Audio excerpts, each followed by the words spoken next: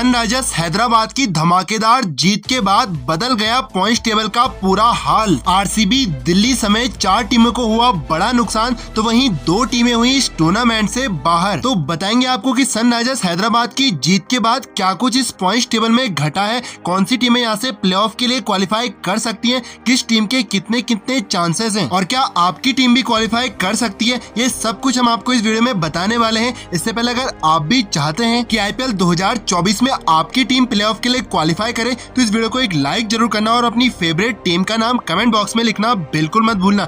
हम भी देखें कि किस टीम के फैंस सबसे ज्यादा हैं। तो चलिए आप सीधे बिना देरी किए वीडियो की शुरुआत करते हैं। दोस्तों, आईपीएल 2023 जैसे जैसे आगे बढ़ रहा है, इसका रोमांच अपने चरम पर पहुंच चुका है और अब बहुत सी टीमें ऐसी पोजीशन में आकर खड़ी हो गई है जहां से कोई भी क्वालिफाई कर सकता है। आपको बता दें कि आईपीएल 2024 में अभी तक ऑफिशियली किसी भी टीम ने क्वालिफाई नहीं किया है। हालांकि केकेआर और आरआर जो आईपीएल 2024 में भी पॉइंट्स टेबल में नंबर 1 और नंबर 2 पर है, दोनों के 16-16 अंक हो चुके हैं और इनको हम क्वालिफाई मान सकते हैं, लेकिन ऑफिशियली अभी तक इनके आगे भी क्यों नहीं लगा है। तो चलिए शुरुआत करते हैं 10वें नंबर की टीम से कि कौन कौन सी टीमें यहाँ से क्वालिफाई कर सकती हैं। 10वें नंबर पे अभी गुजरात टाइटंस है और गुजरात टाइटंस के 11 मुकाबले हो चुके हैं, बचे इनके पास 3 मुकाबले और अगर गुजरात टाइटंस आने वाले तीनों के तीनों मुकाबले जीतती है तो ये पहुंचती है 14 अंकों तक। मतलब चांसेस तो इनके भी हैं क्वालिफाई करने के, लेकिन ना के बराबर हैं क्योंकि इनका रन रेट माइनस में है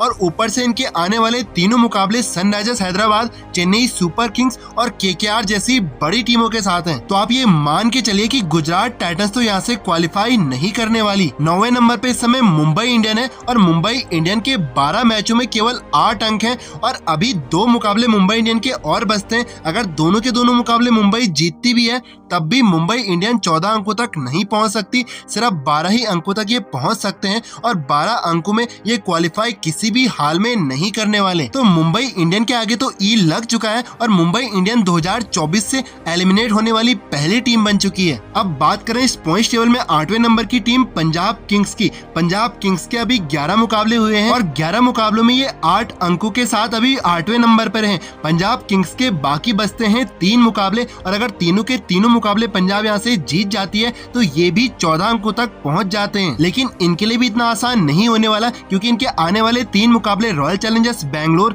राजस्थान रॉयल्स और सनराइजर्स हैदराबाद जैसी टीमों से होने हैं। मान लिया एक पल के लिए कि ये तीनों के तीनों मुकाबले जीत भी जाते हैं, तब भी नेट रन रेट की वजह से ये फंस सकते हैं। तो इनको तीनों मुकाबले जीतने के साथ साथ अपने नेट रन रेट को भी कवर करना होगा और प्लस में ले जाना होगा, तभी इनके क्वालिफिकेशन के चांसेस बनते हैं। अब बात करें इस पॉइंट्स टेबल के 7वें नंबर की टीम की, वो है रॉयल चैलेंजर्स बैंगलोर और रॉयल चैलेंजर्स बैंगलोर के अभी 11 मैचों में 8 अंक हैं। इनके पास भी यहाँ से 3 मुकाबले बचते हैं और अगर ये तीनों मुकाबले जीत जाते हैं तो ये भी 14 अंकों तक पहुँचते हैं। ऐसे में इनकी गाड़ी भी नेट रन रेट पर अटक सकती है। अगर आरसीबी अपना नेट रन रेट अच्छा कर लेती है तो 4थे नंबर पे ये क्वालिफाई कर सकते हैं। लेकिन आपको बता दें कि आरसीबी के आने वाले तीनों के तीनों मुकाबले पंजाब किंग्स, सीएसके और डीसी के साथ होने हैं। पंजाब किंग्स के साथ तो आरसीबी जीत भी सकती है, लेकिन चेन्नई सुपर किंग्स और दिल्ली कैपिटल्स इनको जबरदस्त टक्कर देने वाले हैं। तो आरसीबी के लिए कहीं ना कहीं काफी चैलेंजिंग ये फेस होने वाला है। हो सकता है आरसीबी क्वालिफाई कर जाए, चांसेस तो हैं, लेकिन इतने ब्राइट चांसेस हैं कि यहाँ से आरसीबी का क्वालिफिकेशन लगभग नामुमकिन सा नजर आता है। बात करें लखनऊ सुपर जायंट्स की, जो इस पॉइंट्स टेबल में अभी 6वें नंबर पे है, इनके पास पूरे चांसेस हैं क्वालिफाई करने के। 12 मैचों में 12 अंकों के साथ इस समय 6वें स्थान पर है और अगर ये आने वाले दोनों मुकाबले जीत जाते हैं तो Lucknow super giants easily qualify कर जाएगी। मतलब अभी लखनऊ सुपर जायंट्स को दूसरी टीमों पर डिपेंड नहीं रहना पड़ेगा। लखनऊ सुपर जायंट्स अगर दोनों के दोनों मुकाबले जीतती है तो ये क्वालिफाई कर जाएंगे। इनके आने वाले 2 मुकाबले भी इतने आसान नहीं होने वाले। एक मुंबई इंडियन के साथ इनका मुकाबला होना है और दूसरा दिल्ली कैपिटल्स के खिलाफ लखनऊ सुपर जायंट्स खेलने वाली है और दोनों की दोनों टीमें इनको कांटे की टक्कर देने वाली हैं। लखनऊ के अलावा नीचे की सभी टीमों को दूसरी टीमों पर भी निर्भर रहना पड़ेगा। अब बात करें पॉइंट्स टेबल में 5वें नंबर की टीम की, जो है दिल्ली कैपिटल और दिल्ली कैपिटल्स का भी सेम हाल है।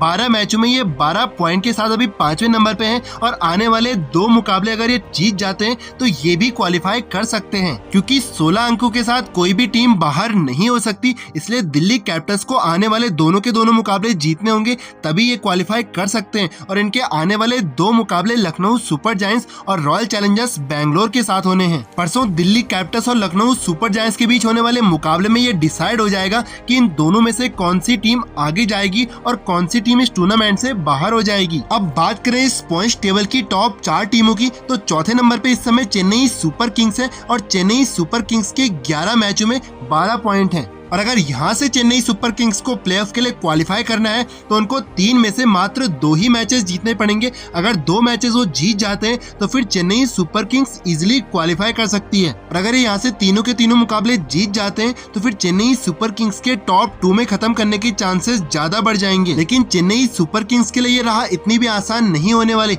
इनके आने वाले मुकाबले royal Challengers Bangalore, Rajasthan Royals और गुजरात टाइटंस के साथ होने हैं और तीनों टीमों के साथ इनकी टक्कर हो सकती है। लेकिन चेन्नई सुपर किंग्स भी हल्की फुल्की टीम नहीं है। महेंद्र सिंह धोनी की कप्तानी में ये लड़ना झगड़ना जानते हैं। तो मुझे तो पर्सनली लगता है कि चेन्नई सुपर किंग्स यहाँ से इजीली क्वालिफाई करने वाले हैं। बात करें पॉइंट्स टेबल के तीसरे नंबर की टीम की, जो है सनराइजर्स हैदराबाद, जिनके 12 मैचों में 14 अंक हैं और ये भी लगभग क्वालिफाई कर चुके हैं। एक मुकाबला अगर ये और जीत जाते हैं तो सीधे ये एंटर करेंगे प्लेऑफ में। और अगर ये दोनों के दोनों मुकाबले जीतते हैं तो फिर इनके भी चांसेस है कि ये टॉप 2 में खत्म करें, क्योंकि इनका रन रेट भी काफी अच्छा है। अब बात करें इस पॉइंट्स टेबल के टॉप 2 टीमों की, तो टॉप 2 में है केकेआर और आरआर। अभी दोनों टीमों के 11-11 मुकाबले हुए हैं और दोनों टीमों के 16-16 अंक है। वैसे तो 16-16 अंकों के साथ दोनों टीमें क्वालिफाई कर चुकी हैं, लेकिन अभी ऑफिशियली ये क्वालिफाई नहीं हुए हैं। अगर ये दोनों टीमें अपने आने वाले 3-3 मुकाबलों में से एक-एक मुकाबले भी जीतती है